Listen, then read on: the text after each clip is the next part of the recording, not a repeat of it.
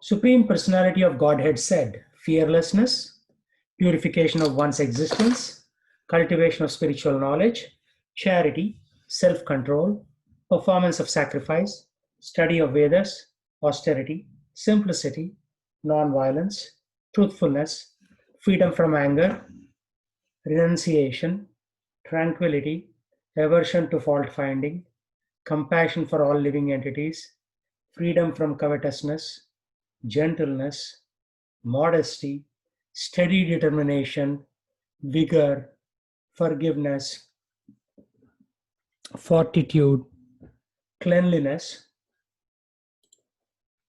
and freedom from envy and from the passion for honor. These transcendental qualities belong to godly men endowed with divine nature. Right? So we have to think about this. Do we have these qualities? So what do you think? Do we have these qualities?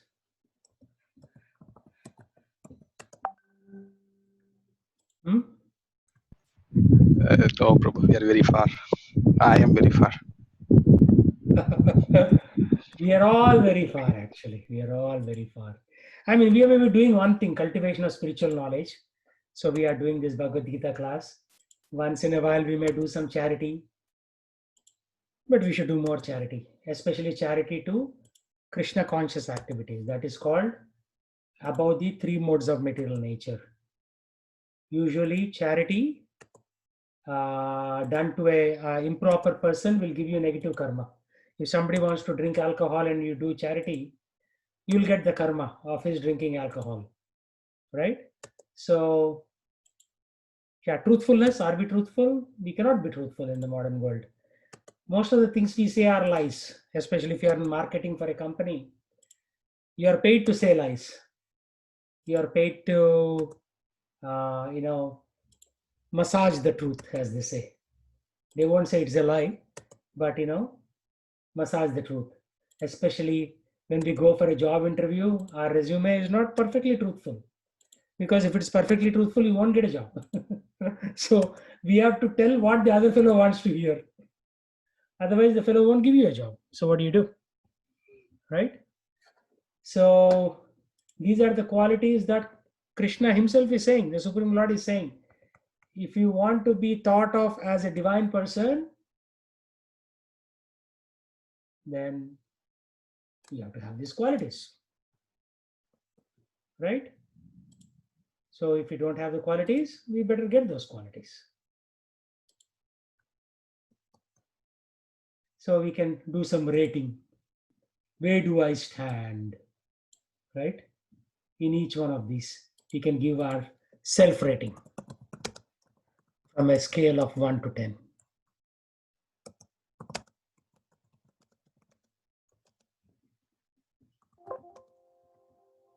Oops, what happened?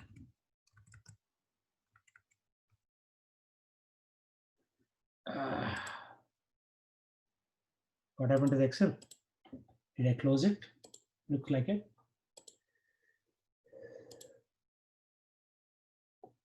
Yeah, rating scale of 1 to 10. And then we can say fearless. Am I really fearless? Right? We just talked about that concept of fear. So we should not be fearless. That's what Krishna is saying.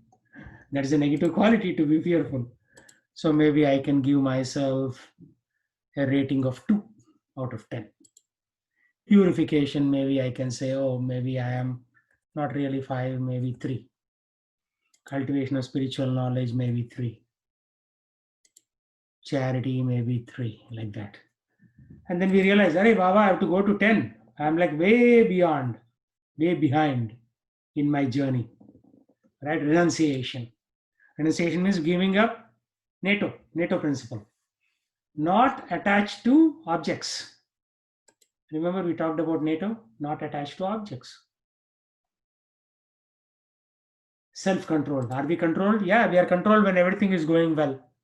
But the moment something happens to us, physically or for our job or for our money, then we lose our self-control. Austerity.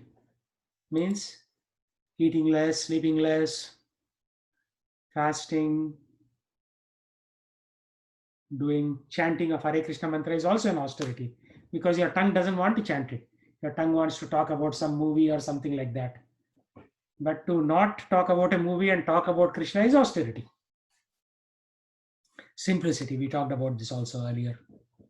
So if you go down the list, Krishna expects a lot, believe it or not. Huge list. Again, I'm just the messenger, right? I'm just telling you what Krishna expects. But the list is given by Krishna himself. Shri Bhagavan Uvacha.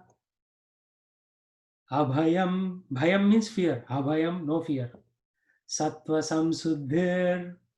Jnana Yoga. Vyavastiti. Dhanam, charity. Tamas, self control. Swadhyayas, reading of the scriptures, Vedas. Ahimsa, not doing any himsa. Satyam, truthfulness. Akrodha, not being fearful. Not being angry, actually. Yeah. Krodha means anger. Tyagaha, renunciation. Santir, peace, peaceful disposition, tolerance, like that. Daya, mercy. Shama, tolerance. Saucham, cleanliness. Right? In this way, all these are the qualities. Sampadam, sampad. Normally we think sampad means money, wealth. But sampadam, Krishna is saying in the context of qualities. These are various qualities are also sampad. We only think in terms of money because in modern day everything is revolving around money. So if you have money on your credit card, then you click a button, things will come from an online store to you. But sampad, these are all the sampad. So a poor man is somebody who doesn't have these things, right? So who is rich, who is poor?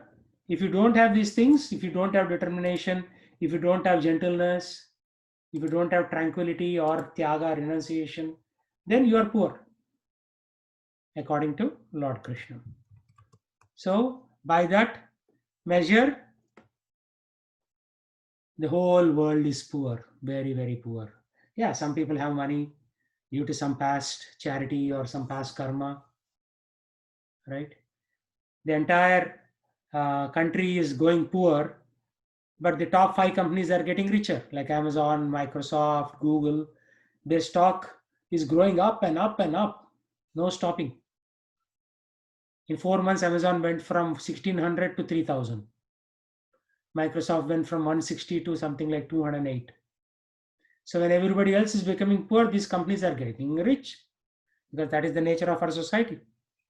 Because most of the key assets are owned by these 5 companies: Microsoft, Amazon, Google, Twitter, not Twitter, Facebook. Twitter is not that rich.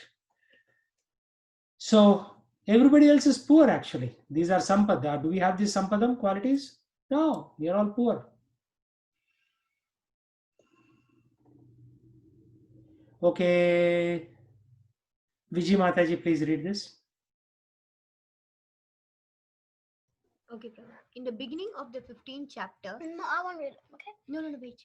In the beginning of the, let's read it together. In the In the beginning of the 15th chapter, the banyan tree of this material world was explained. The extra roots coming out of it were compared to the activities of the living entities, some auspicious, some inauspicious. In the 9th chapter also, the devas or godly and the asuras, the ungodly or demons, were explained.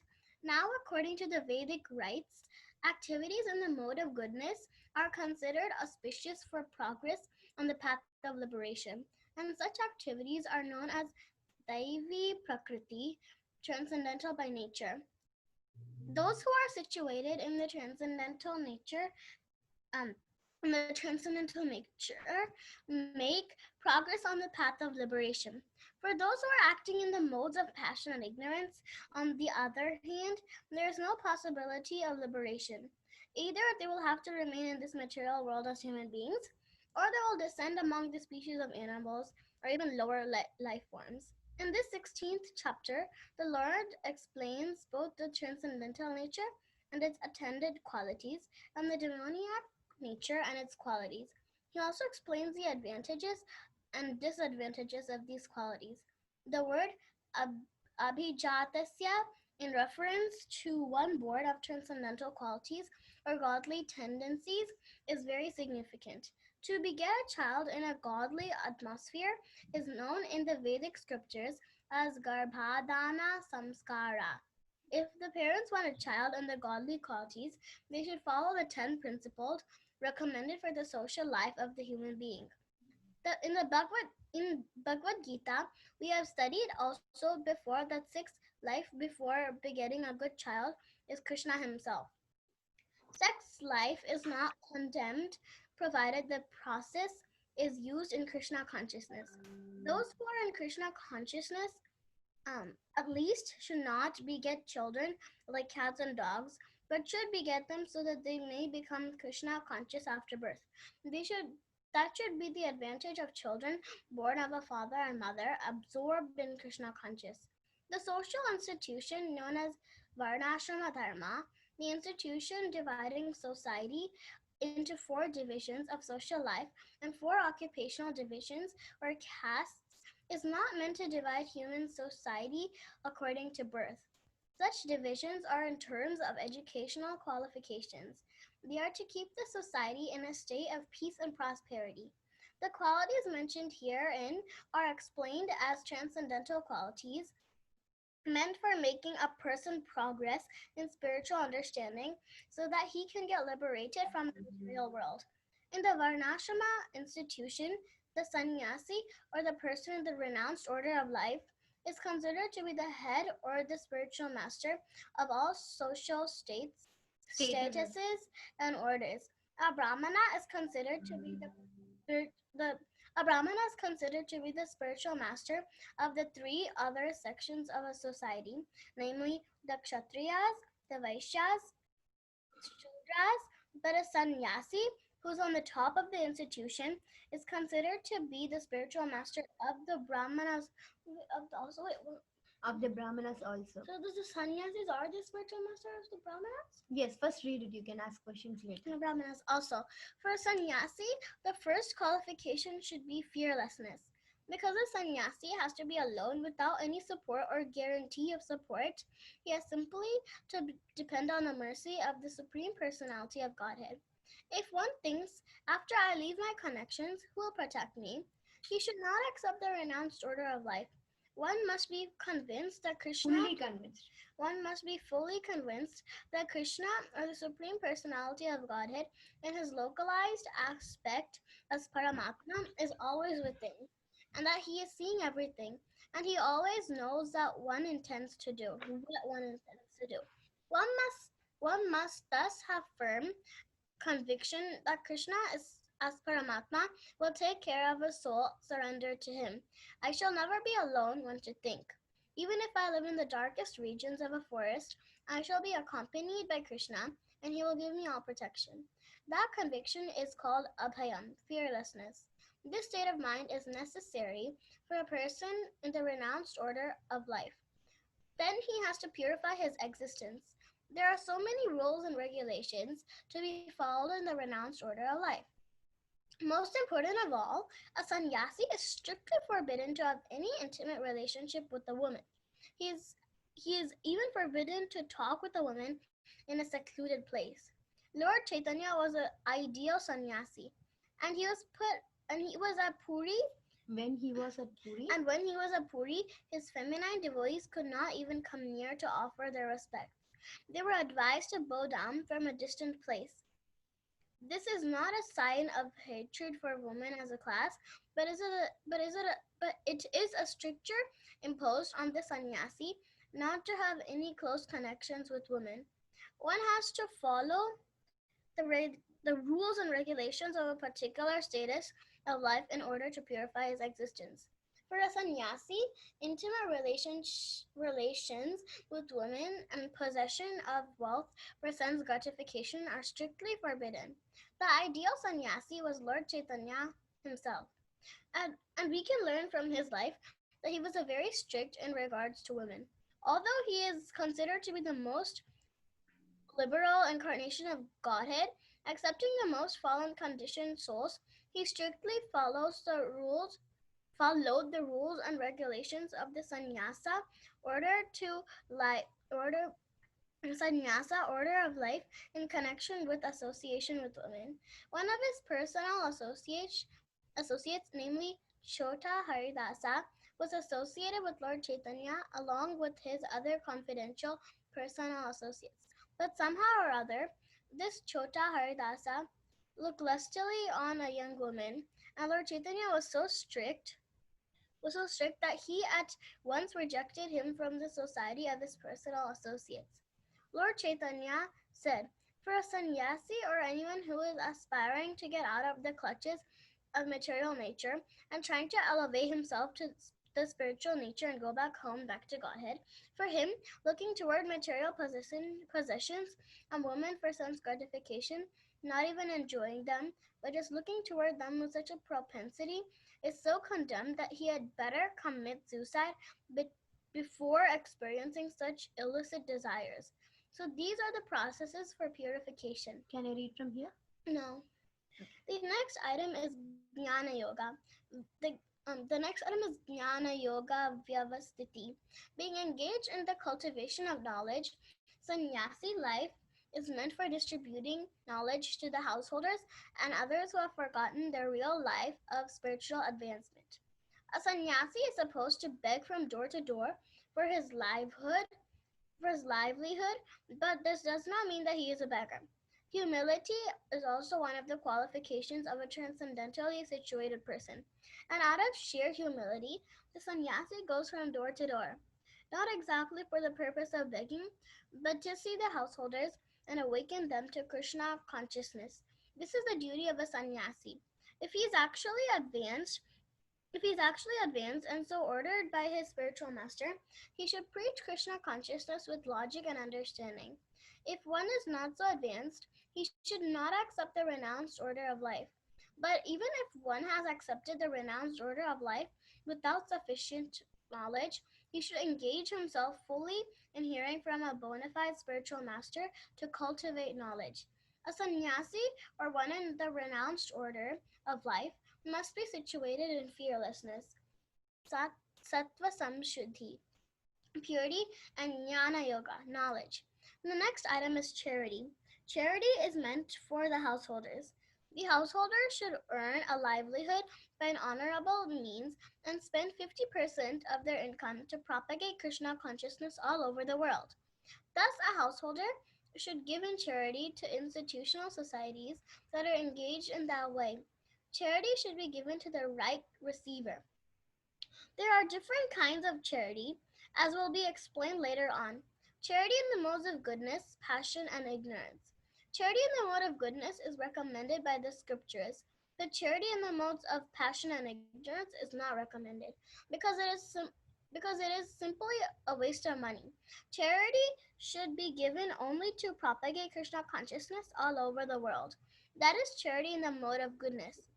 Then, as far as Dhamma, self-control, is concerned, it is not only meant for other orders of religious society, but is especially meant for the householder. Although he has a wife, a householder should not use the senses for sex life unnecessarily. These are restrictions for the householder, even in sex life, which should not be engaged in for the propagation of children. If he does It not should only be engaged, not is only. Which should only be engaged. which should only be engaged in for the propagation of children. If he does not require children, he should not enjoy sex life with his wife. Modern society enjoys sex life with with contraceptive methods or more abominable methods to avoid the Responsibility of the children. This is not in the transcendental quality, but is demonic. If Any- it's demoniac, Okay, but it is demoniac. If if anyone, anyone, even if he is a householder, wants to make progress in spiritual life, he must control his sex life and should not beget a children without the purpose of serving Krishna. If he is able to beget children who will be in Krishna consciousness, one can produce hundreds of children. But without this capacity, one should not indulge only for sense pleasure. Sacrifice is another item to be performed by the householders because sacrifices require a large amount of money. Those in other orders of life, namely Brahmacharya, Vanaprastha, and Sannyasa, have no money. They live by begging. So performance of other types of sacrifice Different types of sacrifice. That's what I said, Amma. Okay. Different types of sacrifice. What was I? Oh, is meant for the householders. They should perform Agnihotra sacrifices as enjoined in the Vedic literature, but such sacrifices at the present moment are very expensive, and it is not possible for any householder to perform them. The best sacrifice recommended in this age is called Sankirtana Yajna. This Sankirtana Yajna, the chanting of Hare Krishna, Hare Krishna, Krishna Krishna, Hare Hare. Hare Krishna, Krishna Krishna, Hare Hare, Hare Rama, Rama Rama, Hare Hare, is the best and most inexpensive sacrifice. Everyone can adopt it and derive benefit. So these three items, namely charity, sense control, and performance of sacrifice, are meant for the householder. Then Dhamma. Okay. Then Swadhyaya. Vedic study is meant for Brahmacharya or student life. Brahmacharis should have no connection with women. They should live a life of celibacy and engage the mind in the study of Vedic literature for cultivation of spiritual knowledge. This is Swadhyaya. Tapas or austerity is especially meant for the retired life. One should not remain a householder throughout his whole life. He must always remember that there are 4 divisions of life: Brahmacharya, Grihastha, Vanaprastha, and Sannyasa. So after Grihastha, householder life, one should retire. If one lives for 100 years, he should spend 25 years in a student life, 25 in household life, 25 in retired life, and 25 in the renounced order of life. These are the regulations of the Vedic religious discipline. A man retired from the household life must practice austerities of the body, mind, and tongue. That is tapasya. The entire Varnashrama Dharma society is meant for tapasya. Without tapasya or austerity, no human being can get liberation. The theory that there is no need of austerity in life, that one can go on speculating and everyone will be nice, is recommended neither in the Vedic literature nor in Bhagavad Gita. Such theories are manufactured by show-bottle spiritualists who are trying to gather more followers. If there are restrictions, rules, and regulations, people will not become attracted. Therefore, those who want followers in the name of religion, just to have a show only, don't restrict the lives of their students nor their own lives, but that method is not approved by the Vedas. Okay, you can stop there, Ria. Now, Nalini, can you read the rest if you're still on?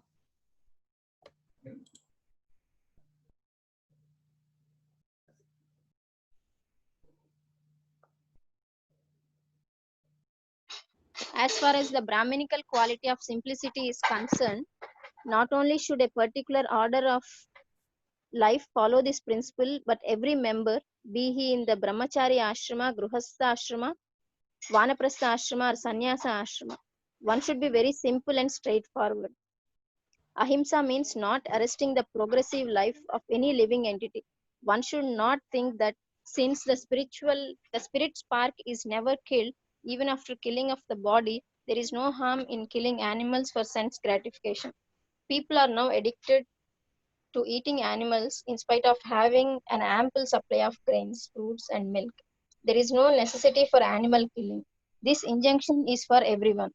When there is no alternative, one may kill an animal, but it should be offered in sacrifice. At any rate, when there is an ample food supply for humanity, persons who are desiring to make advancement in spiritual realization should not commit violence to animals. Real ahimsa means not checking anyone's progressive life. The animals are also making progress in their evolutionary life by transmigrating from one category of animal life to another. If a particular animal is killed, then his progress is checked.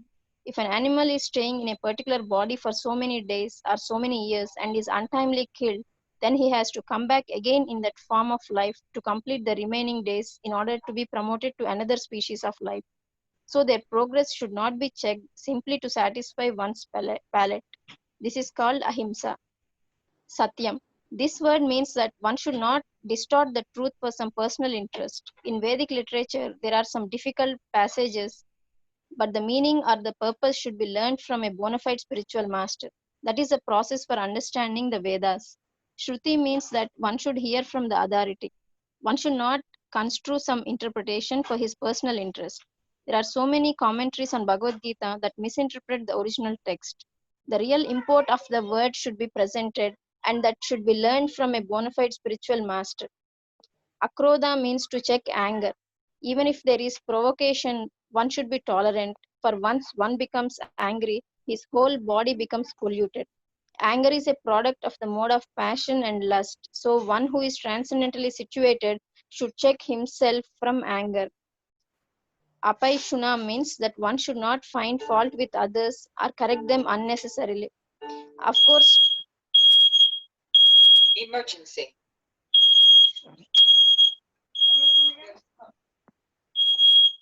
sorry, Prabhu. No problem. Can you attend to that? Okay. Maybe now you can continue reading. Of course, to call a thief.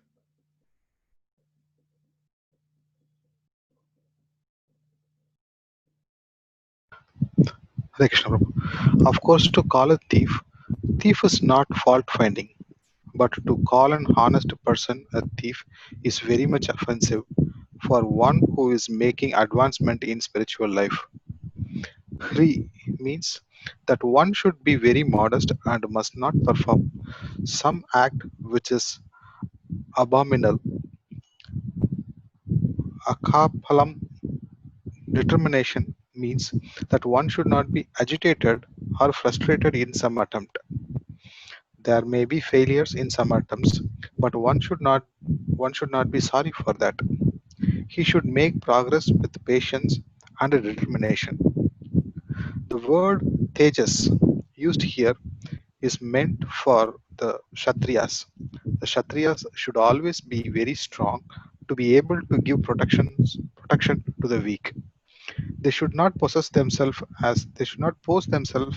as non-violent. If violence is required, they must exhibit it. But a person who is able to curb down his enemy may, under certain conditions, show forgiveness. He may excuse minor offenses. Saucham means cleanliness, not only in mind and body, but in one's dealing also. It is especially meant for the mercantile people. We should not deal with the black market. Nati manita. Not expecting honor applies to the Sudras, the worker class, which are considered, according to Vedic injunctions, to be the lowest of the four classes. They should not be puffed up with unnecessary prestige or honor and should remain in their own status. It is the duty of the Sudras to offer respect to the higher class for the upkeep of the social order. All these 26 qualifications mentioned are transcendental qualities. They should be cultivated according to the different statuses of social and occupational order. The purport is that even though material conditions are miserable, if these qualities are developed by practice by all class of men, then gradually it is possible to raise to a different platform of transcendental realization. Yeah, this is it's a lot of qualities, 26 qualities. But finally, even though material conditions are miserable, if these qualities are developed by practice by all classes of men, it is possible to rise to the highest platform. Right? So even a Shudra can become transcendental, a Vaishya can become transcendental, Brahmana can become transcendental, Kshatriya can become transcendental. So Material conditions are miserable. What are you going to do about it? But we need to develop these 26 qualities in order to go to the highest platform. So it is a challenge, but then we have to rise to the challenge. That is what is being said here. So we'll go over this next time because there's a lot to cover, to describe and so on. So do you have any questions before we get into chanting?